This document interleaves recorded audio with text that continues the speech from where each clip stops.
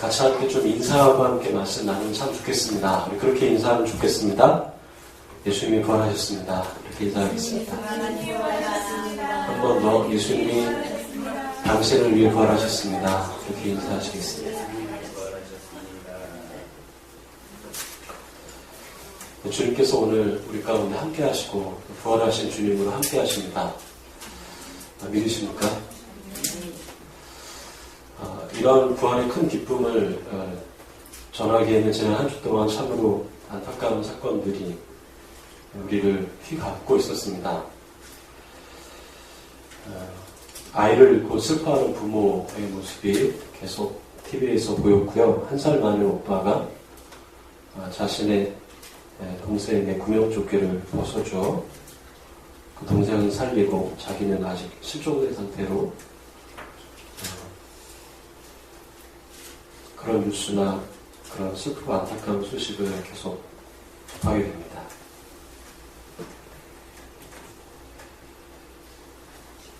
왜 이런 일이 일어났는지 다 알 수가 없죠. 특별히 이 부활주의를 앞둔 고난주간에 이런 다 이해할 수 없는 일이 왜 일어나는지 우리는 누구도 정확하게 답을 할 수가 없습니다.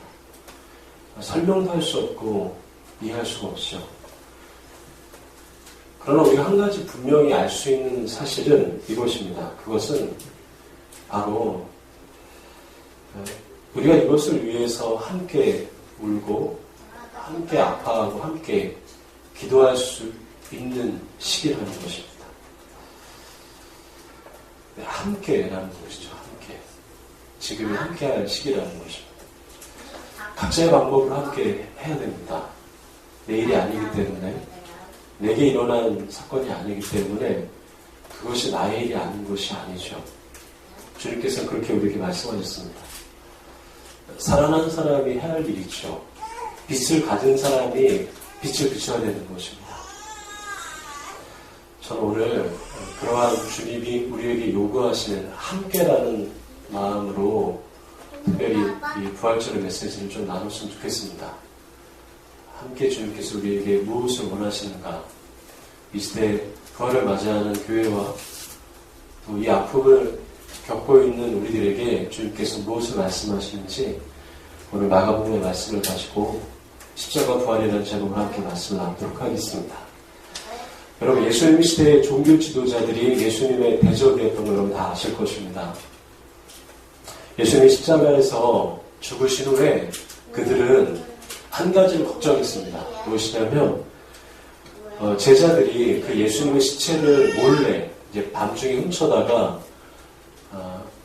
예수님이 부활했다라는 그런 루머를 퍼뜨릴 것이다라는 그런 걱정이 있었습니다. 그래서 그들이 예수님의 대적들, 종교 지도자들이 했던 행동은 무엇이냐면 그 무덤 문을 지키는 군인들을 뒀다라는 것입니다. 그리고 그 무덤을 사람 힘으로는 도저히 혼자 힘으로 움직일 수 없는 돌문으로 굳게 닫아버렸다라고 성경에 기록되어 있습니다. 오늘 본문에 등장하면 그 예수님의 부활하심을 최초로 경험한 사람들이 뜻밖의 몇 명의 여자들이었다라는 겁니다. 예수님을 열심히 따랐던 제자들이 아니었어요. 예수님을 멀찌감치 따랐던 막달라 마리아를 비롯한 야고보의 어머니 마리아와 또 몇 명, 살로메를 포함한 이 몇 명의 당시에 아주 미비하게 생각했던 여인들이었습니다. 그 여인들이 예수님의 무덤을 안식 후 첫날, 그러니까 지금으로 따지면은 안식일이 토요일이거든요. 그러니까 안식 후 첫날이니까 주일이잖아요. 주일날 이른 아침, 새벽이 됐겠죠. 이른 아침에 예수님의 무덤으로 달려간 거예요. 달려가면서도 그 여인들에게는 두 가지 정도의 걱정이 있었습니다. 무엇이냐면 첫 번째는 혹시 군인들이 여전히 그 무덤을 지키고 있으면 우리는 어떻게 해야 되나. 또 두 번째는 설령 군인들이 없다 할지라도 그 앞에 있는 돌문은 어떻게 치워야 된다. 이런 고민과 걱정을 가지고 예수님의 무덤에 갔어요.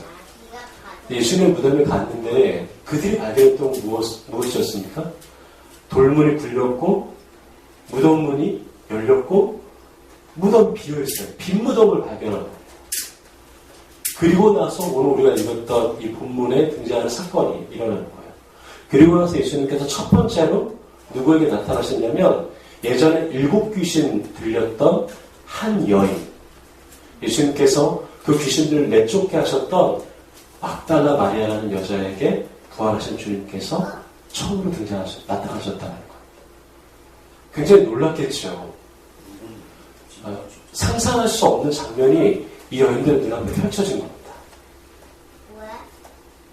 우리 한번 9절부터 11절까지 구체적으로 어떤 일이었는지 다시 한번 읽어보도록 하겠습니다. 예수께서 안식 후 첫날 이른 아침에 살아나신 후 전에 7 귀신을 쫓아내어 주신 막달라 마리아에게 먼저 보이시니 마리아가 가서 예수와 함께하던 사람들이 슬퍼하며 울고 있는 중에 이 일을 알림해 그들은 예수께서 살아나셨다는 것과 마리아에게 보이셨다는 것을 듣고도 믿지 아니하니라. 아멘. 예수님이 마리아에게 나타나셔서 마리아가 어떻게 했다? 그 부활하신 주님을 슬퍼하고 있는 제자들에게 전했다는 얘기입니다. 그러나 결론은 어땠다는 거예요? 그 제자들이 그것을 믿었다? 네, 믿지 못했다는 얘기입니다. 여러분, 저는 이 말씀을 묵상하면서 어쩌면 오늘 우리들의 모습을 고스란히 성경에서 미리 알려주시는 것이 아닌가라는 생각이 들 정도였습니다. 우리는 예수님에 대해서 수많은 말을 듣습니다. 여러분, 부활절을 몇 번 겪어보셨습니까? 한 번, 두 번이 아니겠죠. 우리 여태까지 수많은 설교를 들었습니다. 수많은 부활절 메시지를 들었죠. 그러나 한 가지 놀랍도록 우리 가운데 일어나는 것은 무엇이냐면 여전히 우리가 그 부활하신 주를 믿지 못한다는 겁니다. 여전히 우리의 삶 가운데 주님을 믿고 그에 관련된 이야기를 듣고 주님에 대한 간증을 듣고 은혜를 받아도 여전히 내 마음에 주님보다 나를 위하는 나의 이기적인 중심과 성격과 성품이 삶이 고스란히 보존이 되어가고 있다는 겁니다. 여전히 부활하신 주님 중심이 아니라 십자가의 주님이 중심이 아니라 여전히 나의 즐거움과 여전히 내가 중요한 여전히 내가 중심적인 모습에서 벗어나지 못한다는 것입니다. 여러분 정말 주님을 믿으십니까? 왜 변하지 않으십니까? 라고 이렇게 질문하면 여러분 마음이 너무 무거우실까요? 이 땅의 교회가 그리스도를 믿고 부활하신 주님을 오늘도 동일하게 부활절로 예배를 지킬 텐데 왜 이 땅에는 변화되지 않느냐라는 얘기. 이게 그냥 다른 사람들이 해야 할 질문일까요? 어쩌면 주님께서 우리에게 동일하게 하시는 말씀일 수 있습니다. 마리아가 그토록 부활하신 주님을 전했고 이 땅의 많은 메신저들이 부활하신 주님과 그에 관련된 많은 것들을 전했음에도 불구하고 제자들은 전혀 믿지 않는 것이 오늘 우리들의 모습이지 않나라는 그런 깨달음인 것입니다. 또 어떤 일이 일어났을까요? 우리 12절부터 13절까지 한번 읽어보면 좋겠습니다. 그 후에 그들 중 2사람이 걸어서 시골로 갈 때 예수께서 다른 모양으로 그들에게 나타나시니 2사람이 가서 남은 제자들에게 알렸을 때 역시 믿지 아니하니라. 아멘. 예수님께서 그래서 한 번 더 다른 2명의 제자들에게 나타나십니다. 그들은 아마 어디로 내려가고 있어요. 다른 복음서를 보면 엠마오로 내려가고 있다는 것을 우리가 알 수 있습니다. 몇 명?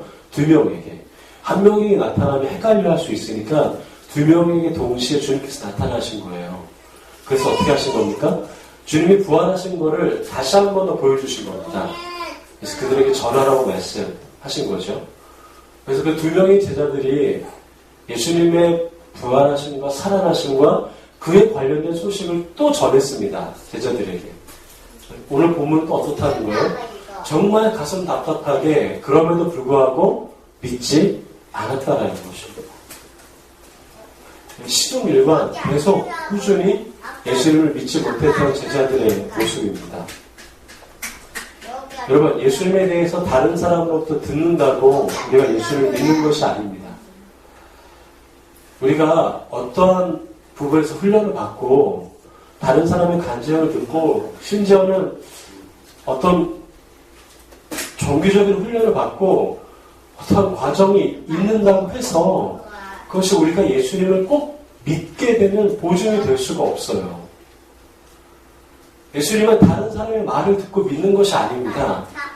여러분, 예수님은 제 설교를 일주일에 한 번 여러분들이 듣고 예수님을 믿을 수가 없다는 얘기예요.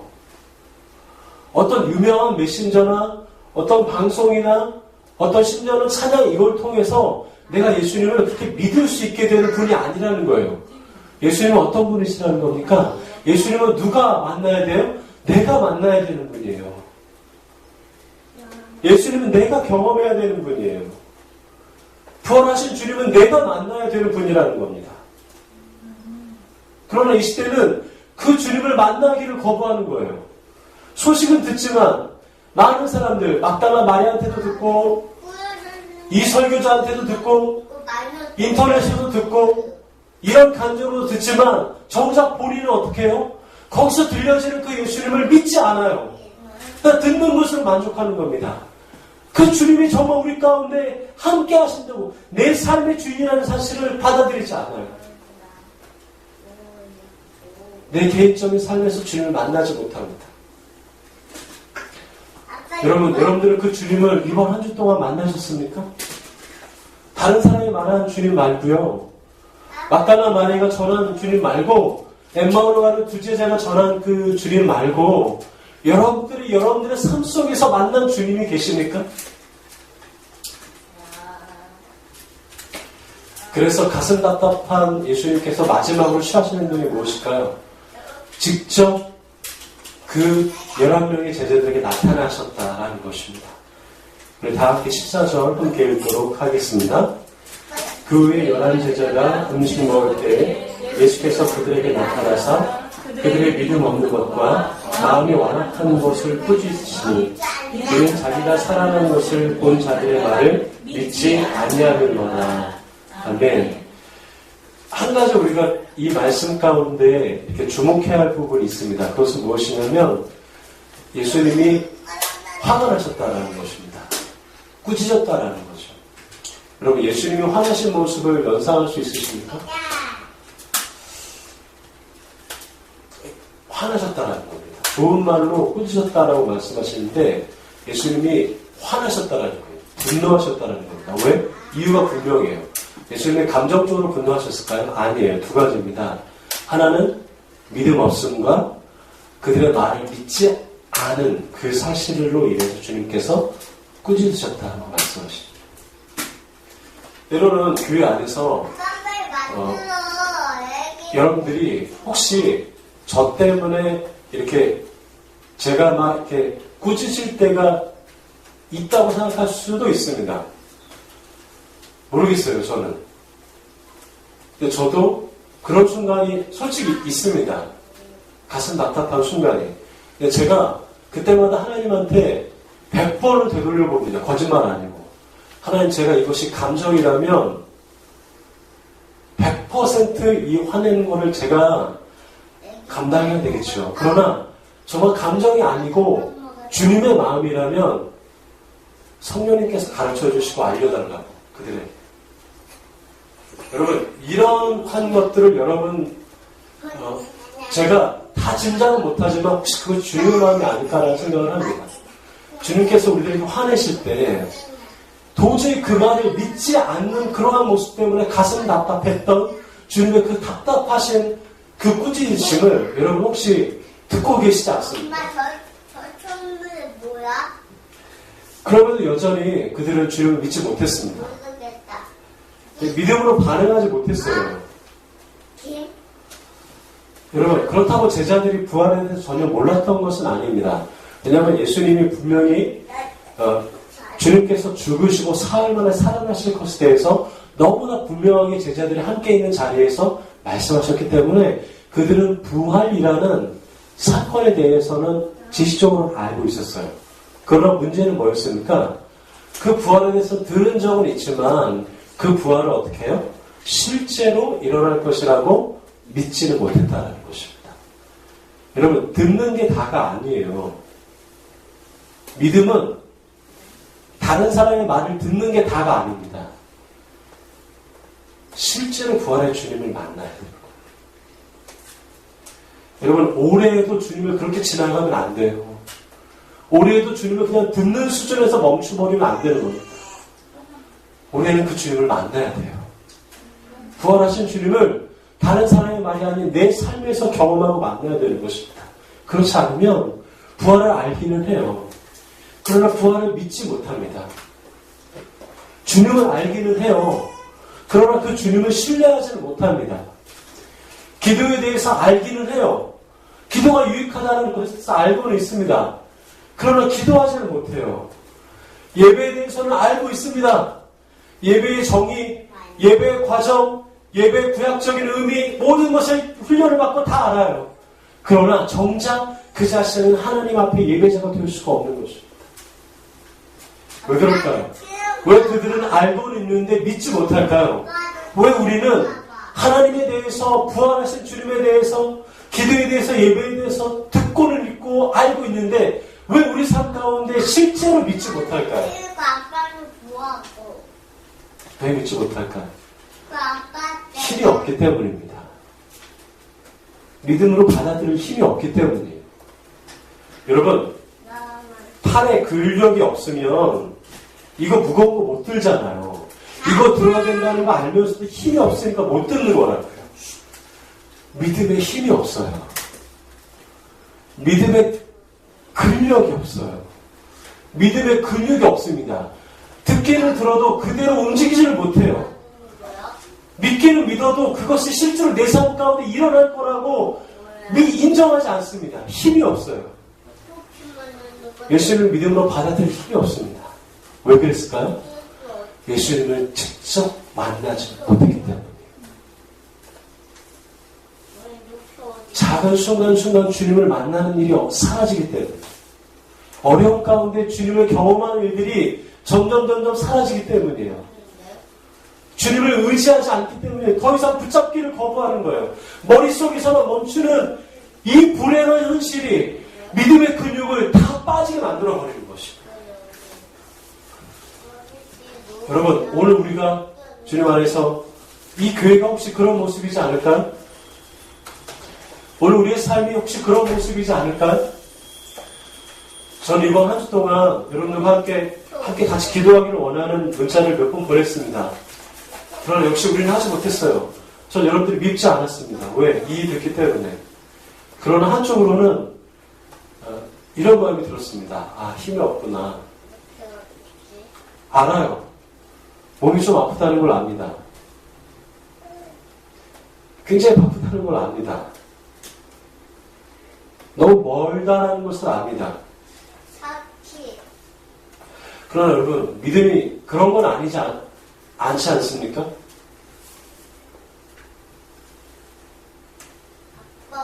우리의 믿음은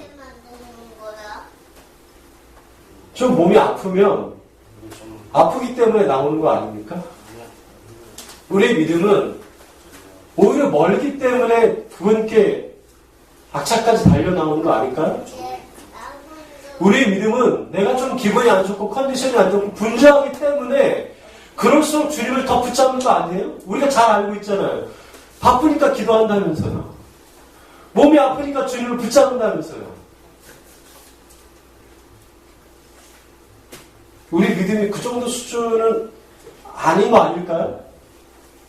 상황에 따라 흔들리는 배와 같은 것이 우리의 믿음은 아니지 않습니까? 오히려 상황이 어려우면 더 주님을 붙잡으려고 노력하는 것이 믿음이잖아요.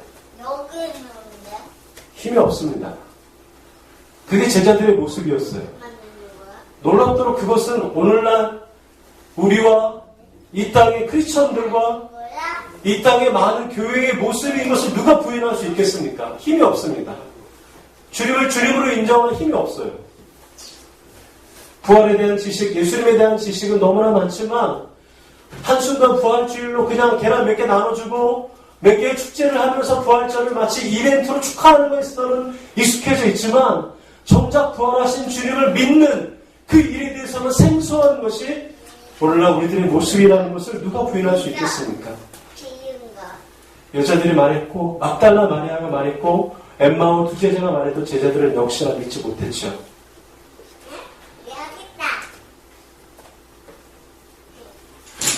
왜 우리 가운데 그런 일이 일어났다라고 생각하십니까? 왜 우리가 믿을 힘이 없다라고 알기는 알아도 왜 믿지 못한다라는 생각을 도대체 그 이유는 무엇일까요? 뭐라고 생각하십니까?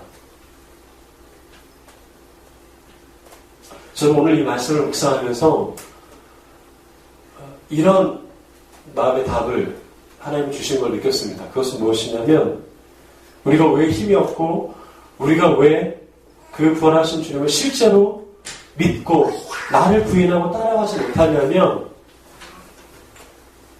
십자가 없이 부활만 믿기 때문입니다. 십자가 없는 신앙생활만 하기 때문입니다. 여전히 하나님을 믿으면서도 십자가는 거부하기 때문입니다.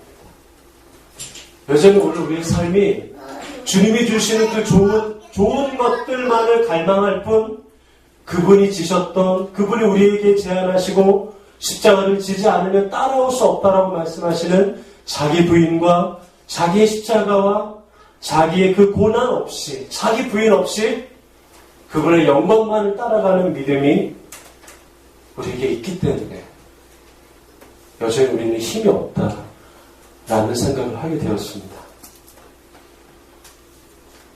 우리가 이번 부활절에도 여전히 부활절 예배를 드리게 됩니다. 여전히 계란을 나누면서 주님의 부활을 전하게 됩니다. 혹시 이 땅 가운데 많은 사람들이 이유 없이 당하는 고통 가운데 울부짖고 있습니다. 저는 제 감정적인 걸 얘기하는 것이 아닙니다. 저는 오늘 살아있는 크리스천들에 대해서 이야기하는 것입니다. 여전히 주님을 믿고 여전히 부활하신 주님을 알면서도 세상 가운데 그 부활하신 주님의 영광을 전하지 못하는 십자가 없는 나약한 이 제자들의 모습을 오늘 다시 한 번 더 믿음으로 살펴봐야 되지 않느냐라는 것입니다. 이제 우리는 십자가에서 주님을 만나야 됩니다. 이제 우리는 이 부활도 십자가에서 말해야 되는 것입니다. 자기 희생과 자기 부인을 위한 그의 고난을 다시금 이 부활의 현장에서 기억해야 되는 것입니다. 주님이 자신의 몸과 피를 흘려 죽으신 이 교회를 위한 여러분들의 부인과 여러분들의 고난과 이 교회를 위한 기도가 여러분 있으십니까? 교회인 우리들을 위해서 지금도 나의 즐거움과 나의 유익과 만족을 위해서 내가 하나님께 구하는 그 기쁨보다 내가 주님을 위해서 나의 것을 먼저 내려놓는 일들이 이 땅의 크리스천들에게 있습니까? 주님을 위해서 고난받는 일들이 그분을 위해서 그의 부활의 영광을 위해서 오늘 우리가 내가 어려울 때 힘들 때 그것들을 감안하면서 믿음으로 나아가는 일들이 교회 앞으로 십자가 앞으로 나아가는 일들이 이제는 있어야 되지 않겠습니까? 주일날 설교 한 번을 듣고 끝나는 것이 중요한 것이 아니에요. 이제는 여러분 제 설교를 너무 의지하지 마십시오. 이제는 여러분의 삶 가운데 돌아가셔서 그의 개인적인 삶 속에서 만나야 돼요, 주님을. 제가 카톡으로 큐티하자고, 제발 큐티하자고, 큐티함께 나누자고 이 정도의 수준에 멈춰 있지 말아야 되는 것입니다. 이제 개인적인 삶에서 만나는 그 주님을 함께 나눠야 되는 거예요. 언제까지 여러분 이렇게 해야 되겠습니까? 다른 사람들의 간증과 다른 사람들의 말과 어떤 거창한 찬양 모임과 어떠한 유별난 훈련이 우리를 주님을 만나게 해주지 못해요. 잠시 주님을 만나고 왔지만 그것이 우리를 주님 앞으로 십자가 앞으로 이끌어주지 못합니다. 오늘 이 자리에서 주님을 만나야 돼요. 바로 지금 이 순간 이 교회에서 이 자리 이곳에서 우리의 삶의 자리에서 부활하신 주님을 경험하고 만나야 되는 것입니다. 저는 그분을 만나는 십자가의 경험이 저 여러분 가운데 있기를 소망하고 축복합니다. 정말 사랑하는 물방울 여러분, 부활의 주님을 모두 만나시기를 소망하고 축복합니다. 다시 한번 여러분들에게 정말 축복합니다. 그 주님을 듣지만 마시고 올해는 꼭 그 주님을 개인적으로 만나는 그런 일들이 있기를 소망하고 축복합니다. 그래서 우리의 작은 불빛이, 부활하신 주님을 만난 우리의 작은 불빛이 이 땅을, 물에 빠져 헤매는 사람들을 구원하고 살리는 그런 일들이 있기를 소망하고 축복합니다. 기도하겠습니다.